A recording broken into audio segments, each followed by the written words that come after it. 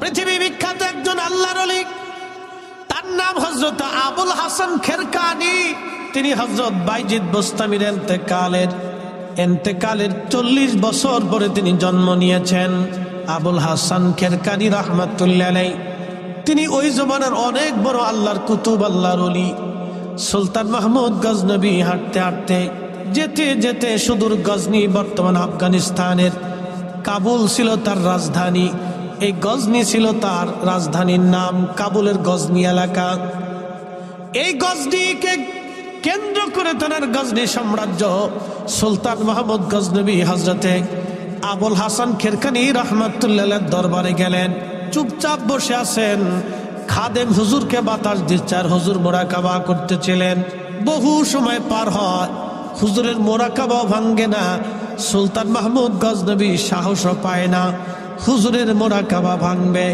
কারণ ওলি যারা, তারা নিজেরা রাজত্ব নেয় না, তারা আল্লাহর কাছ থেকে চেয়ে রাজত্ব এনে দেয়, আবার ছিনায় নেয়। এই কথা কন না কেন, জোরে বলে।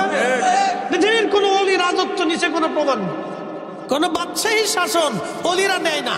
কিন্তু ওনাদের সাথে বেয়াদবি করলে বাদশাহী থাকে না, এটা চলে যায়। মনোযোগ দিবেন। আবুল হাসান খেরকানি ভয় পাচ্ছে। সুলতান মাহমুদ গজনবী খাদেমকে বললেন, আল্লাহর বান্দা হুজুরকে একটু যদি মোরাকাবা ভেঙে আমার কথা বলা যায়। বলে, মোরাকাবা ভাঙলে তো হুজুর আমার উপর রাগ করবে। কয় না, আমি অনেক দূর থেকে আসনি। কোথায় গজনি, কোথায় খেরকান, ইরান, কোথায় ইরান আর কোথায় আফগানিস্তানের গজনি। আমি বহু দূর থেকে আসছি, হুজুরকে একটু দয়া করে বলেন আমার কথা শোনার জন্য। তো খাদেম মোরাকাবা ভাঙ্গাই দিলেন। মোরাকাবা ভেঙে যাওয়ার পরে বলেন, বেটা আমার মোরাকাবা কেন ভাঙছো? বলে, হুজুর গজনি সাম্রাজ্যের সুলতান মাহমুদ গজনবী আপনার দরবারে আসছে দোয়া ইজাজত নেওয়ার জন্য। তখন সুলতান মাহমুদ গজনবীকে আবুল হাসান খেরকানি বললেন, বেটা দূর হয়ে যা, কোনো বাদশা আমার প্রয়োজন নাই। আমি কোনো বাদশার মোকাবেক কিনা, আমি আল্লাহর মোকাবেক। দূরা বেটা, যা, চলে যা। তুই আইসিস কে? বাদশারে তাড়িয়ে দিচ্ছে আল্লাহ, দূর হ, চলে যা। তুই কেন আসছিস আমার কাছে, বেটা?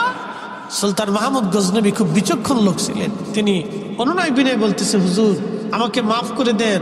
আমি যদিও সুলতান, এক সাম্রাজ্যের সুলতান, কিন্তু আপনি আল্লাহর মহানুভব ওলির খেদমতে আমি আসছি একটি এজাজতের জন্য। আমার দয়া করে কথা শুনেন, তাড়িয়ে দিবেন না। তো বাদশা যখন বিনয় হয়েছে, তখন আবুল হাসান খেরকানি বলতেছে, বেটা বলো কি জন্য আসছো? বলে, হুজুর সোমনাথ মন্দির আমি আক্রমণ করতে চাই। হিন্দুস্তানের সোমনাথ মন্দির আমি আক্রমণ করব, দখল করতে চাই। বলতেছে, বেটা সোমনাথ মন্দির দিয়ে তুমি কি করবা? তারা তাদের কাজ করুক, তুমি তোমার কাজ করো। তখন সুলতান বলল, হুজুর মন্দির ভাঙ্গার অভিপ্রায় আমার না।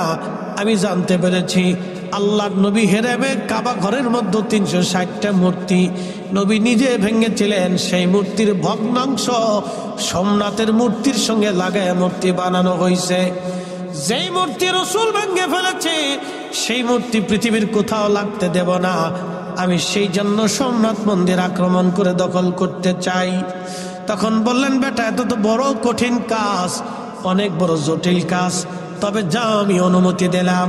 তিনি তেনার জুব্বাখানা খুলে দিয়ে বললেন, বেটারে যদি কখনো মুসিবতের মধ্যে পড়ে যাও, যদি যুদ্ধে পরাজিত হতে চাও, তাহলে জুব্বাখানা ওযু করে নামাজ পড়ে জুব্বাখানা হাতের মধ্যে নিয়ে তুমি আল্লাহকে বলবা, ইয়া রাব্বি, জুব্বাওয়ালা যিনি জুব্বার মালিক, তাকে যদি তুমি পছন্দ করো, আল্লাহ এই জুব্বাখানা নিয়ে তোমার দরবারে হাত বাড়াইলাম, আল্লাহ তুমি আমার অমুক অমুক মকসুদ পুরা করে দাও। যা সুলতান মাহমুদ, আমি আবুল হাসান খেরকানি বললাম, আমার আল্লাহ তোকে খালি ফিরাবে না। একবার জোরে বলা যাবে কে মারহাবা?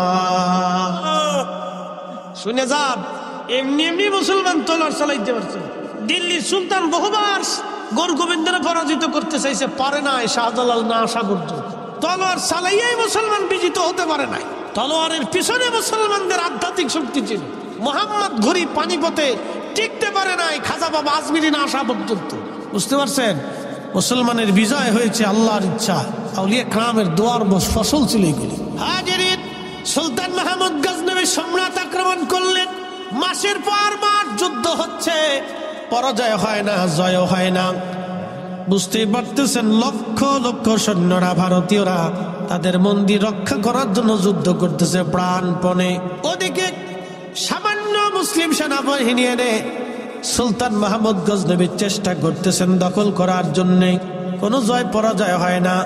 কিন্তু সেনা প্রধান এসে বলল, হুজুর সর্বনাশ হয়ে যাচ্ছে, দীর্ঘদিন যুদ্ধের কারণে আমরা ক্লান্ত হয়ে যাচ্ছি, আমাদের সৈন্য সংখ্যা কম, যুদ্ধের ময়দানে আমরা দাঁড়াইতে পারতেছি না, আমাদের সেনারা পিছের দিকে চলে আসতেছে। হযরতে সুলতান মাহমুদ গজনবী আর দেরি করলেন না, তাড়াতাড়ি নিজের তাঁবুর মধ্যে যাই ওযু করে নামাজ পড়লেন।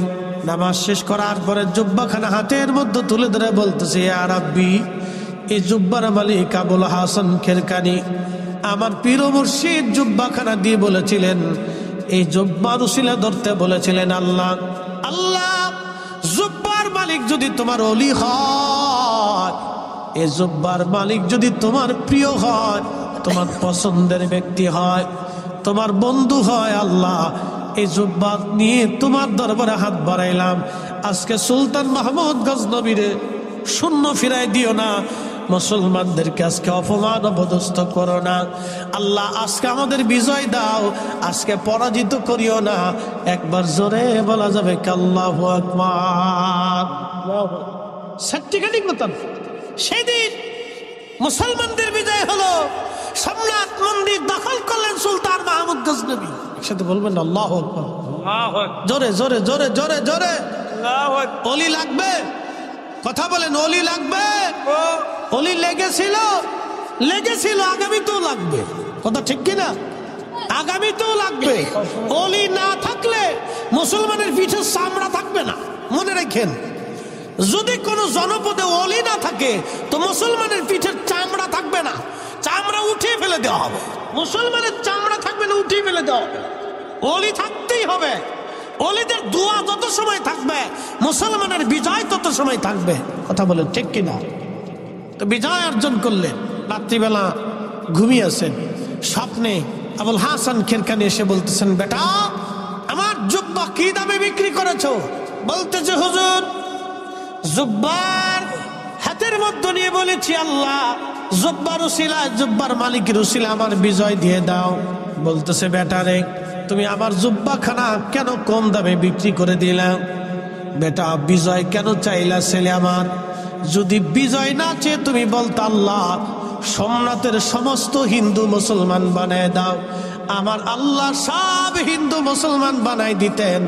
একবার জোরে বলা যাবে কি আল্লাহু আকবার। এটা আমার জুব্বা তুমি কম দামে বিক্রি করছো। এত কম দামে কেন বিক্রি করছো তুমি? ওই গর্তের ভিতরে পা দিয়ে বসে আছে, পা দিয়ে বসা একটা সাপ কোনো রাস্তা খুঁজে না পেয়ে এই গর্তের সামনে এসে দেখলো একজনের পা আছে, বারবার বারবার কামড় মারে। সিদ্দিক আকবর আবু বকর পাহাড়ি সাপের কামড়ে বিশেষ যন্ত্রণা সহ্য করতে না পেরে চোখ বেয়ে হযরত আবু বকরের পানি এসে গেল। প্রিয় নবীজি ঘুমানোর মোবারকে মাথা রেখে এই চোখের পানিটা এসে নবীজির পবিত্র চেহারা মোবারকে এসে পড়ল। নবীজির ঘুম ভেঙে গেল। ডাক দিয়ে বলে, আবু বকর কি জন্য তুমি কাঁদো? বুঝেছি বাড়ির কথা মনে পড়েছে। হযরত আবু বকর বললেন, ইয়া রাসূলুল্লাহ, আপনার কদমের সঙ্গী হতে যাইয়া স্ত্রী ছেড়ে দিলাম, সন্তান ছেড়ে দিয়ে আসলাম, দুনিয়ার জমিন সম্পদগুলি ছেড়ে দিয়ে আপনি নবীর সঙ্গে নিয়ে আমি হিজরতের রওনা দেশান্তর হয়ে যাচ্ছি। হুজুর বাড়ির চিন্তায় কাঁদি না, একটা সাপ আমারে কামড় দিয়েছে, সাপের বিষের যন্ত্রণা সহ্য করতে না পারে চোখ বেয়ে পানি এসে গেছে।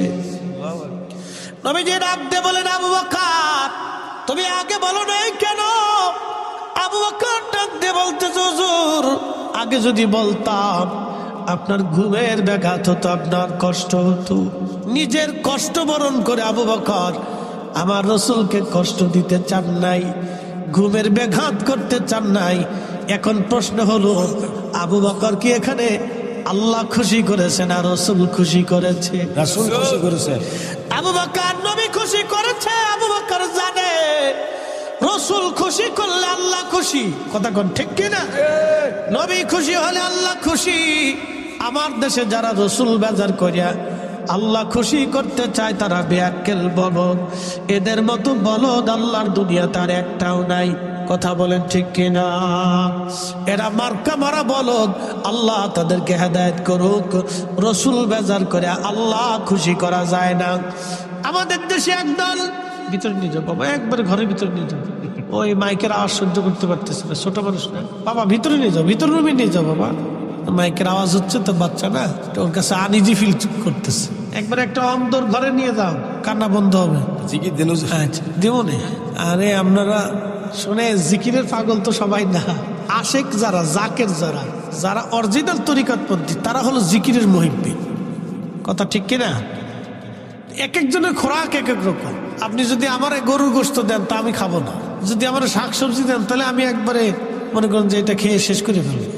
আমার পছন্দ এটা। তো এক একজনের খোরাক এক এক রকম। রুহের খোরাক একটা, দেহের খোরাক আর একটা রুহের খোরাক। শোনেন, আমরা আকাবির যারা ছিল তারা রসুলের প্রেমের খোরাক নিয়ে তাদের দিল চিন্তা করতো। কথা কথা কেন? তারা আল্লাহ রসুলের প্রেমের খোরাক তাদের রুহের ভিতরে দিত। এই জন্য এসকে রসুল ছাড়া তারা কিছু বুঝতো না। এই জন্য হাজরাতে শেখ সাইয়েদ মঞ্জুর রেফাই রাহিমাহুল্লাহ নবীর কদমে কেঁদে কেঁদে জান্নাতুল বাকিতে তার জায়গা হয়ে গেল। একসাথে বলবেন আল্লাহু আকবার। বলবেন না ইয়া রাসূলুল্লাহ। রসুলের কদমে আরজি করলে কবুল হয় কি হয় না? আরজির মতো আরজি করতো আবু বকর সিদ্দিক। হেরা পর্বতে গারে সৌরের ভিতরে তিনি নবীকে খুশি করলেন। আল্লাহর নবী ডাক দেয়া বলেন, আবু বকর কোথায় তোমাকে কামড় দিয়েছে? আবু বকর দেখানোর পরে নবীজি পবিত্র লালা মুবারক, থুতু মুবারক সঙ্গে সঙ্গে লাগাই দিলেন ক্ষত স্থানে। সাপে যেখানে কামড় দিয়েছে লাগানোর সঙ্গে সঙ্গে নবীজির থুতু মুবারকের কাছে সাপের বিষটা সাথে সাথে পানি হয়ে গেল। জোরে বলা যাবে আল্লাহু আকবার। সাপে কামড় দিলে মানুষ কেন মারা যায় জানেননি? ব্যাখ্যা করে দিয়ে যায়। সাপে যখন কামড় দেয় তখন সাপের দাঁতের ভিতর দিয়া মানবের শরীরের ভিতরে বিষ ঢুকে যায়। ওই বিষটা দ্রুত গতিতে রক্তের ভিতর দিয়ে ছড়িয়ে যায় এবং রক্তগুলি হলো পাতলা। ওই বিষটা সারা শরীরের মধ্যে ছড়াইয়া রক্তগুলি ধীরে ধীরে ঘন বানায় দেয়। তখন ব্লাড সার্কুলেশন, রক্ত চলাচল বন্ধ হয়ে যায়। তখন রক্ত চলাচল বন্ধ হয়ে গেলে মানুষের হার্টবিট কমে যায়, হার্টের ভিতর দিয়ে রক্ত পাস বন্ধ হয়ে যায়। তখন অটোমেটিক ওই রুগী মারা যায়। হসপিটালে না নিলে, ওই বিষ বের করতে না পারলে রুগী মারা যাবে। আল্লাহর নবী পবিত্র থুতু মুবারকের এতই বরকত, সাপের বিষ পর্যন্ত পানি হয়ে গেল, রক্ত পরিষ্কার হয়ে গেল। একবার জোরে বলা যাবে কি ইয়া রাসূলুল্লাহ? কেউ যদি বলে রসুল আমার মতো, আমি নবীর মতো, তাহলে বোঝা গেল তার মতো মিথ্যাবাদী আর দুনিয়াতে একটাও নাই। কথা কর ঠিক কিনা? এর মতো মিথ্যাবাদী, কথা বলেন, মিথ্যাবাদী একটাও নাই। চরম মিথ্যাবাদী সে, চরম মিথ্যাবাদী। ঘাটিয়ার আর মুসলমান মনোযোগ দিবেন। নেতা ইসলামের আহ্বানে আজকের এই মাহফিল খানা বুঝে যাওয়াটা আমাদের জরুরি। বলছিলাম সূর্যটা আলো দেয়, সূর্যটা পূর্ব আকাশ থেকে উদিত হয়ে পশ্চিমে ডুবে যায়। যাওয়ার সময় বাম দিকে একটু সূর্যটা হেলে যায়, যার কারণে আপনি দেখবেন বাম দিক থেকে হেলে যাওয়ার পরে আমাদের উপরে ছায়া আসে, কাত হয়ে ছায়া পড়ে এবং বাম দিক থেকে সূর্যের আলো আসে। দক্ষিণের দিকে সূর্যটা একটু কাত হয়ে যায়। 309 বছর সূর্য সোজা উঠেছিল, সোজা নেমেছিল। কোন কারণে বলতেছি তার আগে বলে দিয়ে যাই, গারে সৌরের মধ্যে আল্লাহর হাবিব আল্লাহর নবীজি পাহাড়ের ভিতরে কবুতর এসে পাহাড়ের গুহার সামনে বাসা বানাইয়া ওইখানে ডিম পেড়ে দিয়ে কবুতর বসে রইল। মক্কাতে যদি যান দেখবেন আজও সেই কবুতর হেরেমে আছে। হাজার হাজার লক্ষ লক্ষ কবুতর হেরেম দিয়ে ঘুরে বেড়ায়। ওই সেই কবুতর, যেই কবুতর আমার নবীর সম্মানে, নবীর ইজ্জত বাঁচাইতে যাইয়া ওই কবুতর এসে ওইখানে ডিম পেড়ে দিয়ে আল্লাহর হাবিবকে সুরক্ষা দিয়েছিল, ভালোবেসেছিল। সেই কবুতর কিয়ামত পর্যন্ত হেরেমে তাদের জায়গা হয়ে গেল। একজন হাজি কবুতর একটা কবুতরের গায়ে হাত দেবে না, ধরবে না, মারবে না, শোবে না, খাবে না। ওই কবুতরকে হাজিরা খাবার খাওয়ায়, হাজি কবুতরকে খাবার খাওয়ায়। মনোযোগ দিবেন, কবুতর ভালোবাসলো একটা, কিন্তু কিয়ামত পর্যন্ত কবুতরের ভাগ্য খুলে গেল। লক্ষ লক্ষ কোটি কোটি হাজি যাবে আসবে, আর লক্ষ লক্ষ কোটি কোটি মানুষ কবুতরের খাবার দিয়ে আসে। একসাথে বলবে তো আল্লাহু আকবার। ডিম পারছিল কয় কবুতর? আমার দিকে তাকান, কয় কবুতর? ভাগ্য খুললো কয় কবুতরে? 14 গোষ্ঠী। ওর সব গোষ্ঠী কিয়ামত পর্যন্ত কোটি কোটি কবুতরের ভাগ্য খুলে গেল, ডিম পারছে এক কবুতরে। আজকে হেরেবে যত কবুতর জন্ম নেয়, যত কবুতর হয়, সব কবুতরের হাজিরা খাবার দিয়েছে। কারণ কি? কবুতরের ভাগ্য খুলে গেল রসুলের কারণে, নবীকে সম্মান করার কারণে। কবুতরের কপাল যদি খুলে যায়, একটা কথা মনে রাখবেন, রসুল ছাড়া উম্মত আল্লাহ পাবে না, আল্লাহ পাবে না, আল্লাহ পাবে না। বলে কোন দলিলে? কোরআনে আল্লাহ ফয়সালা দিয়ে দিলেন, কুল ভাবে, একবারে নরমাল ভাবে না, চূড়ান্ত ভাবে। কেউ যদি আমি আল্লাহকে পেতে চায়, আমি আল্লাহকে ভালোবাসতে চাই, সে যদি দাবিদার হয় আমি মালিক আমার আল্লাহকে ভালোবাসি, নবী আপনি বলে দেন চূড়ান্ত ভাবে সে যেন ফাত্তাবিউনি, আপনি নবীর ইত্তেবা অনুসরণ মহব্বত করে ভালোবাসে। আপনি নবী মানলে আমি আল্লাহ মানা হবে, আপনি নবী মানলে আমি আল্লাহ ভালোবাসা হবে, আপনি নবী পাইলে আমি আল্লাহ পাওয়া হবে। একসাথে বলবেন আল্লাহু আকবার। নবী পাইলে কে পাওয়া হবে? নবী মানলে কাকে মানা হবে? এই জন্য সাহাবীরা নবীর জন্য জীবন দিত, সাহাবীরা নবীর জন্য জীবন দিত, সাহাবীরা নবীর জন্য সংসার করত, সাহাবীরা নবীর জন্য আল্লাহর পথে দান করত। আম্মাজান খাদিজা আল্লাহ আগে চিনে নাই, আগে নবী চিনেছে।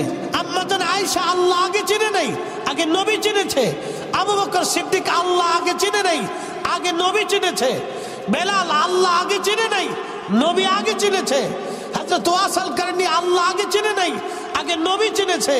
নবী চিনার পরে আল্লাহ বুঝেছে, নবী চিনার পরে হাসর বুঝেছে, নবী চিনার পরে কবর বুঝেছে, নবী চিনার পরে ফেরেশতা চিনেছে, নবী মানার পরে সব মানা হয়েছে। এই জন্য আল্লাহ বললেন, হাবিব চূড়ান্ত ভাবে কেউ যদি আমাকে পেতেই চায়, ভালোবাসতেই চায়, তো বলে দেন চূড়ান্ত ভাবে আপনাকেই পাইতে হবে। আপনি পাইলে আমি আল্লাহ পাওয়া হয়ে যাবে। একসাথে বলবেন আল্লাহু আকবার। এখন আমরা মিলাদুন্নবী পালন করি, অনেকের মন খারাপ। কে ভাই আপনার মন খারাপ হওয়ার কি আছে? আপনার মন খারাপ হবে কি? আপনি কি নবীর উম্মত না? এখানে লেখা হয়েছে বড় ঈদ, ঈদে মিলাদুন্নবী। আচ্ছা বলেন তো, রসুলের আগমন উম্মতের কাছে যদি সবচেয়ে বড় আনন্দ না হয়, তাহলে সে রসুলটা কিভাবে ভালোবাসলো? কি কথা কর না কেন? সে নবীর ভালোবাসার দাবি যদি করে যে আমি রসুল ভালোবাসি, তো ভালো যদি বাসেন তাহলে আপনার সবচেয়ে প্রিয়তম আমার নবী, আপনার মাসুক আমার নবী। তো মাসুকের আগমনে যদি আপনার আনন্দ নাই হলো, তাহলে আপনি কি আশিক হইছেন? কি কথা কর না কেন? মাসুকের আনন্দে তো আপনার আনন্দিত হতেই হবে। প্রিয় উপস্থিতি, এই জন্য অনেক কিছু বোঝার আমাদের বাকি আছে বাবাজি। সব দলিলে হয় না, কিছু বিবেক দিয়েও লাগে। সব দলিলে হয় না, বিবেকও লাগে। মনোযোগ দিয়েন, এইদিকে আর আমি যাব না, আমার বিষয় আমি ফিরে চলে যাই।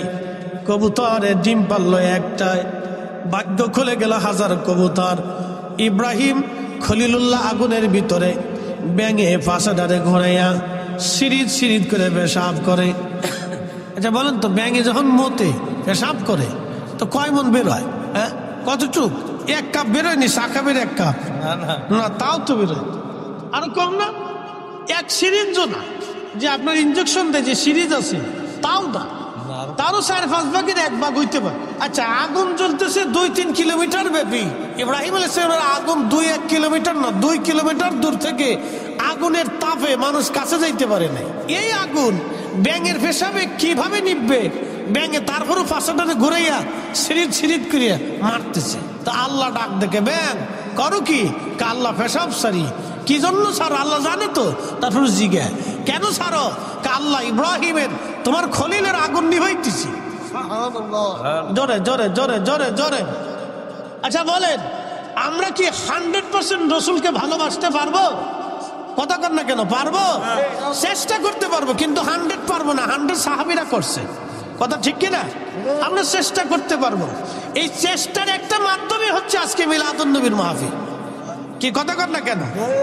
চেষ্টার অনেকগুলি মাধ্যম আছে, কি বর্জন, অনেকগুলি মাধ্যম আছে, তার একটা মাধ্যম হলো এটা। তার একটা, অনেক মাধ্যম আছে। দাড়ি রেখা, টুপি মাথায় দিয়ে, পাগড়ি পরিয়া, জুব্বা গায়ে দিয়ে, দান সৎকা করিয়া, হাসি দিয়ে, মানুষ খাওয়াইয়া, ডানাতে খাইয়া, সুন্নত মাইনা, আদর্শ মাইনা, হালাল খাইয়া, নানান সিস্টেম আল্লাহ দিয়ে দিছেন, নানান পথ দিয়ে দিছেন আল্লাহ। কিন্তু তার ভিতরে রসুল ভালোবাসার একটা পথ হচ্ছে মিলাদুন নবী। কিয়ামতের ময়দানে কইতে পারবো আল্লাহ কিছুই ছিল না, তোমার রসুলের আজকে আগমনে খুশি হইয়া মাহফিল সাজাইয়া আমরা বৈশা তোমার নবীর প্রশংসা শুনছি, তোমার হামদ করছি, শুকরিয়া করছি। একসাথে বলা যাবে না মারহাবা? কি বলতে পারবো না? ব্যাঙে কয় আল্লাহ পেশাব করি, বলে কেন করো? তোর খলিলের আগুন নিভাই, তোর পেশাবিকে আগুন নিভবে, কামও জানি আগুন নিভবে না, কিন্তু কিয়ামতের ময়দানে বলতে তো পারবো যে পেশাব শরীরে আগুন নেবানোর চেষ্টা করছি। জোরে কন, জোরে জোরে জোরে। কিয়ামতের ময়দানে আল্লাহকে বলতে তো পারবো আল্লাহ তোমার রসুলকে ভালোবাসার চেষ্টা করছি। কি কথা কন দেখেন, ভালোবাসা সাহাবীদের মতো পারি নেই, কিন্তু চেষ্টা করছি। মঞ্জুর আর রেফাইয়ের মতো পারি নেই, কিন্তু চেষ্টা করছি। ফতেহ আলী রসুলের আমার মতো পারি নেই, চেষ্টা করছি। সতুরার হুজুর কেবলার মতো, কুতুবুল ইরশাদের মতো পারি নেই, চেষ্টা করছি। চেষ্টা করছি, আমরা পারি নেই। সূর্য উদিত হয়, পশ্চিমে ডুবে যায়। আসহাবে কাহাবের 7 জন ওলি, তারা গুহার মধ্যে ঘুমাইল। গুহার মুখটা ছিল দক্ষিণ দিকে, তো সূর্য পূর্ব দিকে উঠে পশ্চিমে ডুবে যায়। তো সূর্যটা যদি বামে হেলে যায় তাহলে সূর্যের আলোটা গুহার ভিতরে এসে পড়ে। আর যেহেতু তারা 7 জন গুহার মধ্যে ঘুমাচ্ছে, সূর্যের আলো যদি সরাসরি গুহার মধ্যে পড়ে তাহলে সূর্যের আলো শরীরে রাখলে শরীরে ঘাম আসবে, আর ঘাম আসলে শরীরে ব্যাকটেরিয়া জন্ম নেবে, আর ব্যাকটেরিয়া জন্ম নিলে 309 বছর ধরে তারা ঘুমাই রয়েছে, পোকামাকড় লাগবে, দুর্গন্ধ সৃষ্টি হবে, ওখানে পয়জন সৃষ্টি হবে, এবং এটা গোসল না করলে আর পরিষ্কার হবে না। এই জন্য আল্লাহ সূর্যটাকে হুকুম দিলেন, সোজা উঠবা, সোজা নামবা। আমার ওলিরা ঘুমাচ্ছে, তাদের ডিস্টার্ব করা যাবে না। একসাথে বলা যাবে আল্লাহু আকবার, জোরে জোরে জোরে জোরে জোরে। আচ্ছা, আগের যুগের উম্মতের দাম বেশি না এই উম্মতের দাম বেশি? এই উম্মতের দাম বেশি। আগের যুগের উম্মত থেকে এই উম্মতের 70 গুণ দাম, আগের যুগের ওলি থেকে এই ওলিদের 70 গুণ দাম বেশি। একসাথে বলবেন আল্লাহু আকবার। তা আগের যুগের ওলিদের সম্মানে যদি আল্লাহ সূর্য 309 বছর পর্যন্ত সোজাসুজি উঠাইয়া সোজাসুজি নামাইতে পারে, তাহলে এই উম্মতের মর্যাদার জন্য খাজা বাবা আজমেরি আনা সাগরের পানি একটা লুটার ভিতরে এনে সেই দিন কারামত দেখিয়েছিল। আমার দেশের অনেকের পছন্দ হয় না, খাজা বাবা গাঁজা খাবা না, আরে বেটা খাজা না আসলে ইসলাম পাইতাম না। কতক্ষণ ঠিক কিনা? খাজা না আসলে ইসলাম পেতাম, ও খাজা আসছিলেন বিদায় দিন পেয়েছি। শাহজালাল ইয়ামিনী মুজাররিদি জায়নামাজ বিছিয়ে দিয়ে নদীর উপরে, সুরমা নদীর উপরে জায়নামাজ। সুরমা এখনকার মতো আধা ঠেঙ্গে সুরমা ছিল, আজ থেকে 700-800 বছর আগে সুরমা নদী অনেক বড় নদী ছিল। প্রিয় ঘাটুরার মুসলমান, ঘাটিয়ারার মুসলমান, খুব মনোযোগ দিবেন বাবাজি, মাইকের আওয়াজ যত দূরে যায়। হাজিরিন, ওই 7 জন আল্লাহর ওলি তারা গুহার মধ্যে ঘুমাইল। তৎকালীন বাদশা ছিল জালিম, জালিম বাদশা, পৌত্তলিক বাদশা। তিনি তাদেরকে ধরার জন্য সৈন্য সামন্ত পাঠাইল। তাদের সঙ্গে একটা কুকুর ছিল, কুকুরের নাম ছিল কিতমির। সাহাবাল কাহাফি ওয়ার রাকিমি কানু মিন আয়াতিনা। আল্লাহ কুরআনুল কারীমে বলতেছেন আসহাবে কাহাব এবং রকিমওয়ালাদের ঘটনা। আমি রব্বুল আলামিন কতই না আশ্চর্য, আয়াতিনা আযাবা, কত বড় আশ্চর্য নিদর্শন। আমার রব এই ঘটনা বলতে যাইয়া বললেন আশ্চর্য নিদর্শন। দুনিয়াতে আল্লাহ নিদর্শন রেখে গেলেন আশ্চর্য। এই কুকুর পাহাড়ের গুহার সামনে বসে বসে পাহারা দেয়। কুকুরটা পাহারা দিচ্ছিল, সৈন্যরা আসছে এই গুহা দেখার জন্য। এই কুত্তাটা সৈন্যদেরকে দাবড়ায় তাড়িয়ে দিল।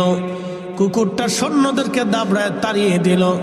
তার মানে কুকুরটাকে দেখিয়া ওই বাচ্চার সৈন্যরা চিন্তা করলো এখানে মানুষ নাই, কুত্তা বারে বারে আমাদেরকে তাড়া করতেছে, এখানে আর যাওয়া যাবে না।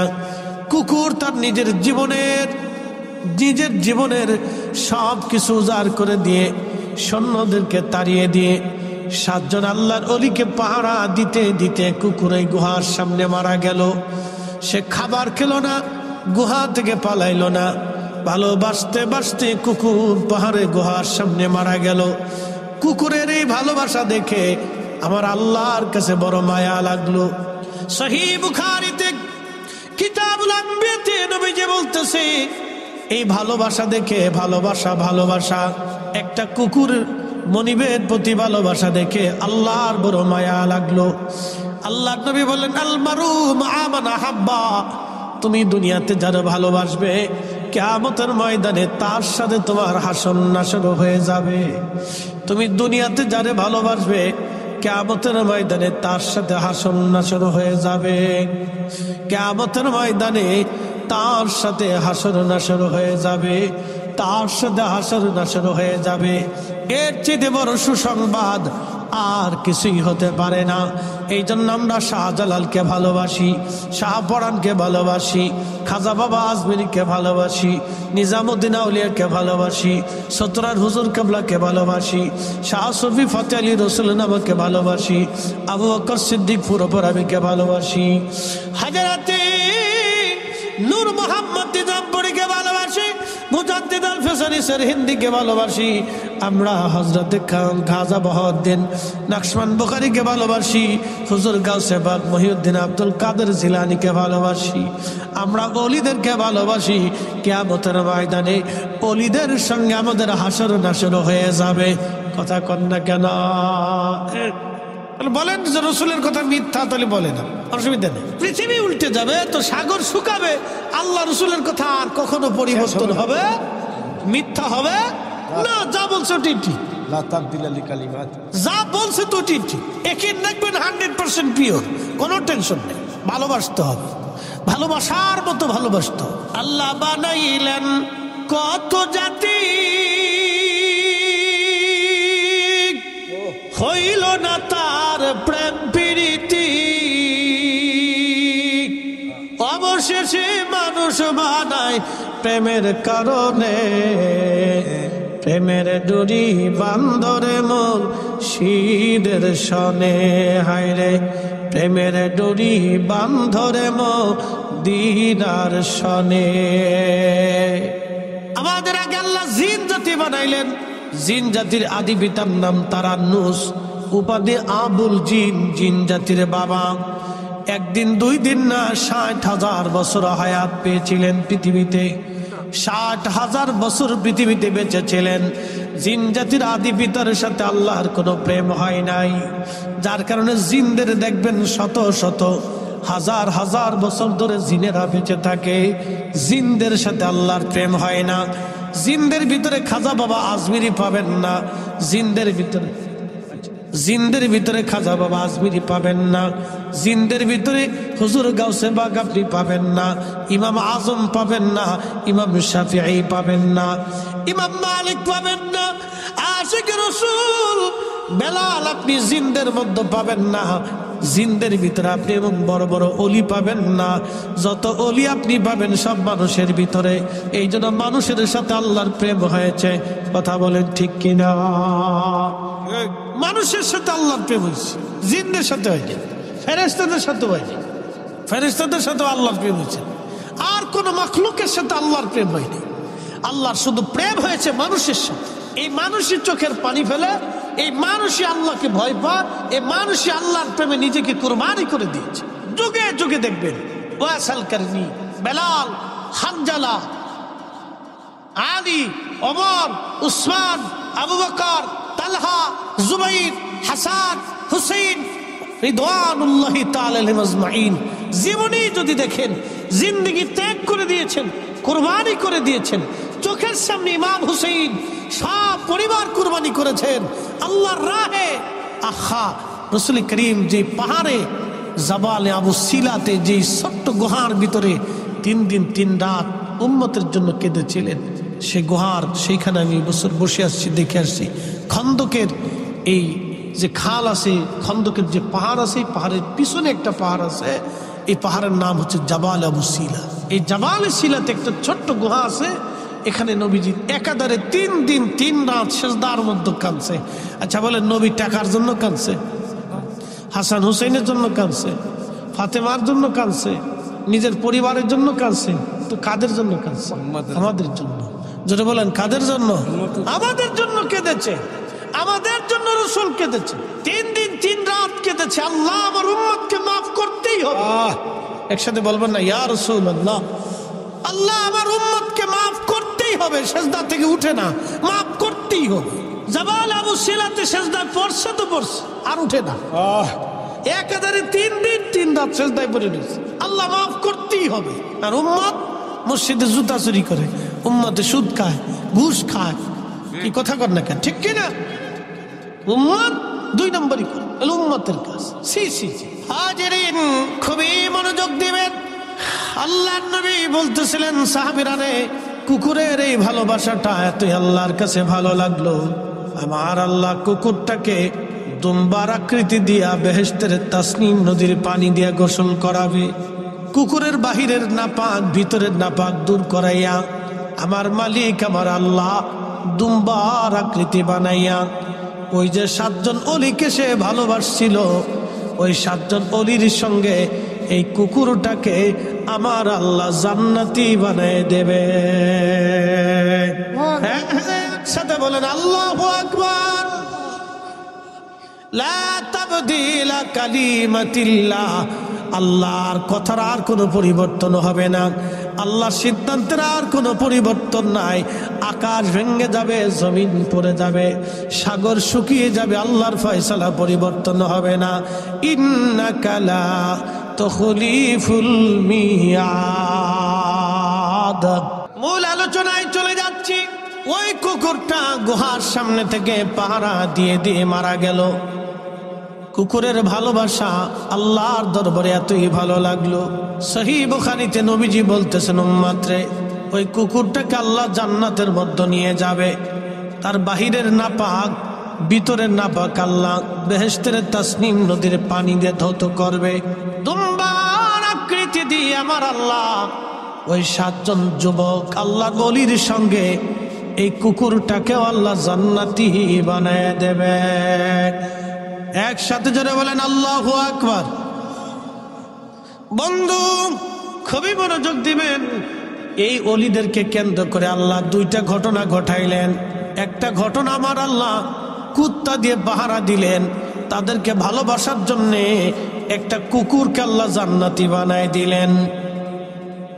এর থেকে বোঝা গেল, এই উম্মতের ওলিদেরকে যারা ভালোবাসবে, এই উম্মতের ওলিদেরকে যারা ভালোবাসবে, এই উম্মতের ওলিদেরকে যারা ভালোবাসবে, তারাও কিয়ামতের ময়দানে মাহরুম হবে না। কি কথা কর না কেন, ঠিক কিনা?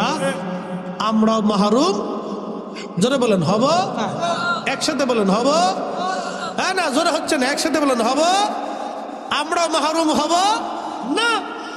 আমরা ওলিদেরকে যদি ভালোবাসি, আল্লাহ আমাদেরকে মাহরুম করবেন না, আমাদেরকে আল্লাহ পাক মাহরুম করে দেবেন না। মনোযোগ দিয়েন ঘাটিয়ার আর মুসলমান বাবাজি, ভালো করে শুনে যাবেন। এরপরে আল্লাহ আর একটা ঘটনা ঘটাইলেন। ওই অলিরা যে গুহার মধ্যে ঘুমাইতো, এই গুহার মুখটা ছিল দক্ষিণ মুখের দিকে।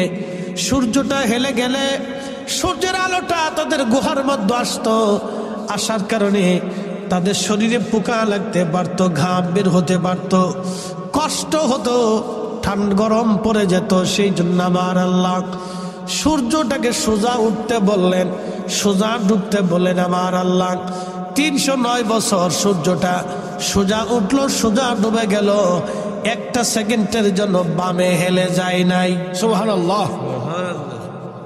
তার অর্থ হলো আল্লাহ ওলিদের সম্মানে আল্লাহ সৃষ্টির আইন পর্যন্ত পরিবর্তন করে। কি কথা বলেন, ঠিক কিনা? আচ্ছা বলেন, পানি কি ডুবায় না ভাসায় রাখে? ডুবায়। পানি ভাসায় রাখে? পানি ডুবায়। পানি কি ডুবায়? ওজন জিনিস ডুবে যায়। আমরা মানুষ পানির মধ্যে ডুবে যাই, কিন্তু শাহজালাল রাহমাতুল্লাহ আলাইহি জায়নামাজ বিছাই দিয়ে উনি জায়নামাজের উপর দাঁড়ায় গেলেন, সুরমা নদী পার হয়ে গেলেন।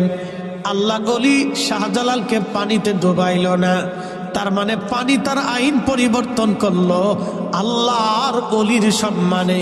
কথা কোন ঠিক কিনা? আচ্ছা বলেন তো, এ আপনাদের পাশে বিলের নাম কি?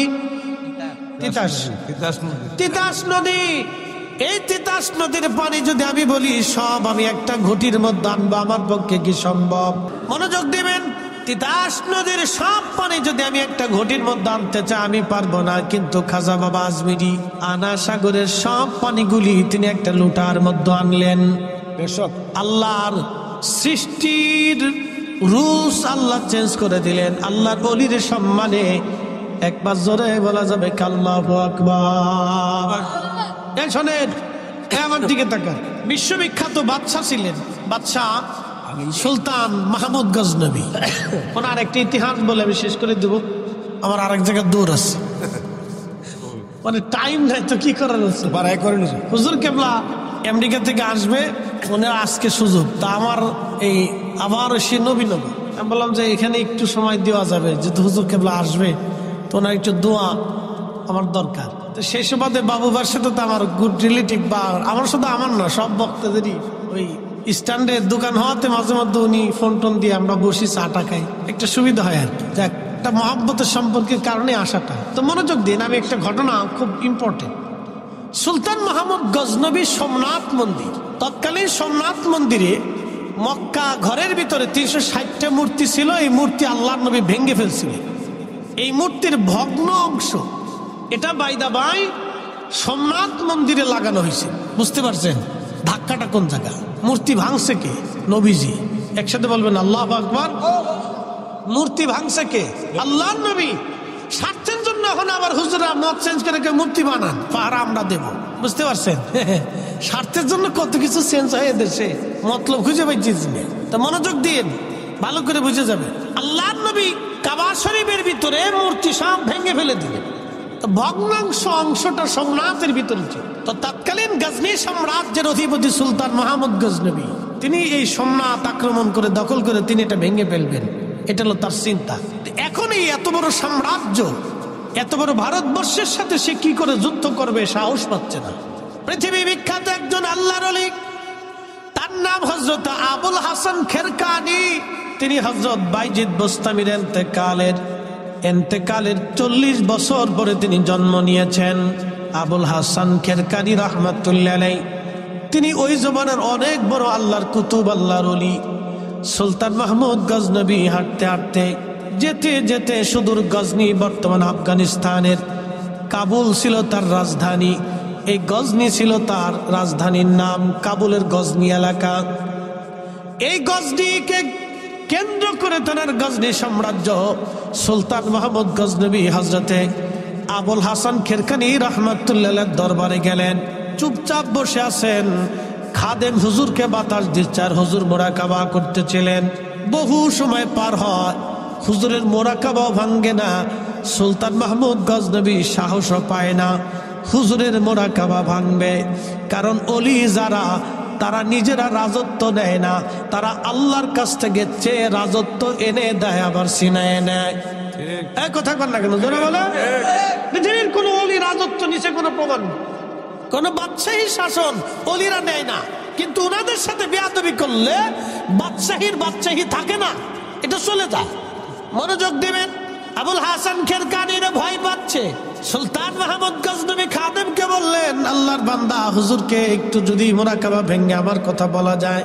বলে মোরাকাবা ভাঙলে তো হুজুর আমার উপর রাগ করবে। কয় না, আমি অনেক দূর থেকে আসনি। কোথায় গজনি, কোথায় খেরকান, ইরান, কোথায় ইরান আর কোথায় আফগানিস্তানের গজনি।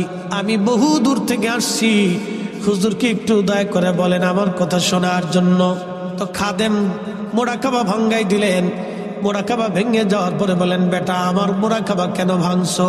বলে হুজুর, গজনি সাম্রাজ্যের সুলতান মাহমুদ গজনবী আপনার দরবারে আসছে দোয়া ইজাজত নেওয়ার জন্য। তখন সুলতান মাহমুদ গজনবীকে আবুল হাসান কেরকানি বললেন, বেটা দূর হয়ে যা, কোনো বাদশা আমার প্রয়োজন নাই, আমি কোনো বাদশার মোকাবেক কিনা, আমি আল্লাহর মোকাবেক। দূরা বেটা, যা, চলে যা, তুই আইসিস কে? বাদশারে তাড়িয়ে দিচ্ছি আল্লাহ, দূর হ, চলে যা, তুই কেন আসছিস আমার কাছে, বেটা।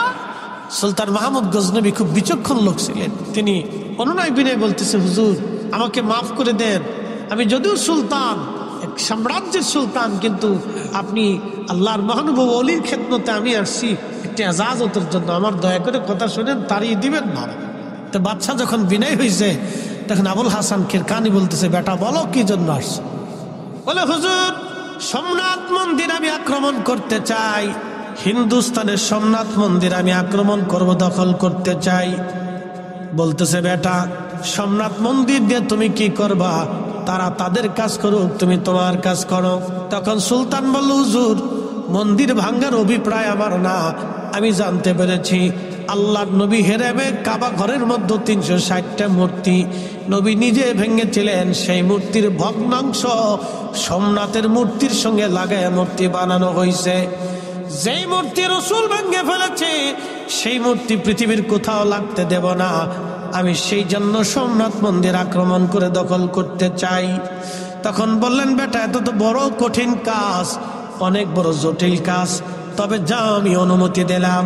তিনি তেনার জুব্বাখানা খুলে দিয়ে বললেন, বেটারে যদি কখনো মুসিবতের মধ্যে পড়ে যাও, যদি যুদ্ধে পরাজিত হতে চাও, তাহলে জুব্বাখানা ওযু করে নামাজ পড়ে জুব্বাখানা হাতের মধ্যে নিয়ে তুমি আল্লাহকে বলবা, ইয়া রাব্বি, জুব্বাওয়ালা যিনি জুব্বার মালিক, তাকে যদি তুমি পছন্দ করো, আল্লাহ এই জুব্বাখানা নিয়ে তোমার দরবারে হাত বাড়াইলাম, আল্লাহ তুমি আমার অমুক অমুক মকসুদ পুরা করে দাও। যা সুলতান মাহমুদ, আমি আবুল হাসান কেরকানি বললাম, আমার আল্লাহ তোকে খালি ফিরাবে না।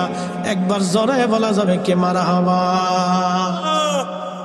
শুনে যান, এমনি এমনি মুসলমান তলোয়ার চালাইতে পারছে। দিল্লির সুলতান বহুবার গোর গোবিন্দরে পরাজিত করতে চাইছে, পারে নাই, শাহজালাল না আসা পর্যন্ত। তলোয়ার চালাইয়াই মুসলমান বিজিত হতে পারে নাই। তলোয়ারের পিছনে মুসলমানদের আধ্যাত্মিক শক্তি ছিল। মোহাম্মদ ঘুরি পানিপথে টিকতে পারে নাই, খাজা বাবা আজমিরি না আসা পর্যন্ত। বুঝতে পারছেন? মুসলমানের বিজয় হয়েছে আল্লাহর ইচ্ছা, আউলিয়া কেরামের দোয়ার ফসল ছিল এগুলি। হাজিরিন, সুলতান মাহমুদ গজনবী সম্রাট আক্রমণ করলেন। মাসের পর মাস যুদ্ধ হচ্ছে, পরাজয় হয় না, জয় হয় না।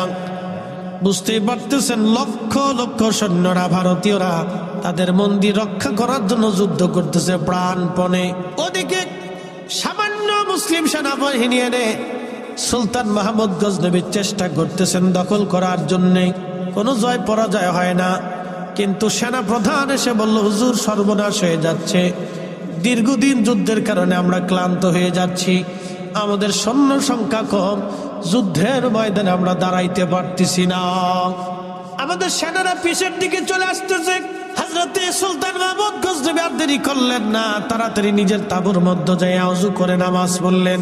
নামাজ শেষ করার পরে জুব্বাখানা হাতের মধ্যে তুলে ধরে বলতেছে, ইয়া রাব্বি, এই জুব্বার মালিক আবুল হাসান কেরকানি আমার পীর ও মুর্শিদ জুব্বাখানা দিয়ে বলেছিলেন, এই জুব্বার উসিলা ধরতে বলেছিলেন, আল্লাহ আল্লাহ, জুব্বার মালিক যদি তোমার ওলি হয়, এই জুব্বার মালিক যদি তোমার প্রিয় হয়, তোমার পছন্দের ব্যক্তি হয়, তোমার বন্ধু হয়, আল্লাহ এই জুব্বা নিয়ে তোমার দরবারে হাত বাড়াইলাম। আজকে সুলতান মাহমুদ গজনবীরে শূন্য ফিরাই দিও না, মুসলমানদেরকে আজকে অপমান অপদস্থ করো না, আল্লাহ আজকে আমাদের বিজয় দাও, আজকে পরাজিত করিও না। একবার জোরে বলা যাবে আল্লাহু আকবার। সার্টিফিকেট মতন সেদিন মুসলমানদের বিজয় হলো, সোমনাথ মন্দির দখল করলেন সুলতান মাহমুদ গজনবী। একসাথে বলবেন আল্লাহু আকবার, জোরে জোরে জোরে জোরে জোরে। অলি লাগবে, কথা বলেন, অলি লাগবে।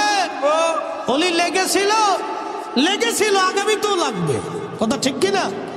আগামীতেও লাগবে। অলি না থাকলে মুসলমানের পিঠে চামড়া থাকবে না, মনে রাখেন।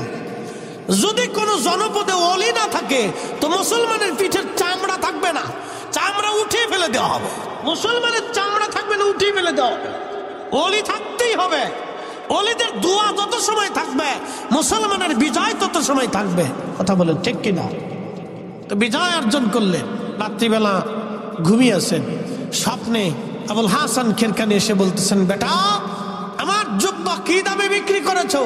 বলতেছে, হুজুর জুব্বার হাতের মধ্যে নিয়ে বলেছি, আল্লাহ জুব্বার উসিলা, জুব্বার মালিকের উসিলা আমার বিজয় দিয়ে দাও।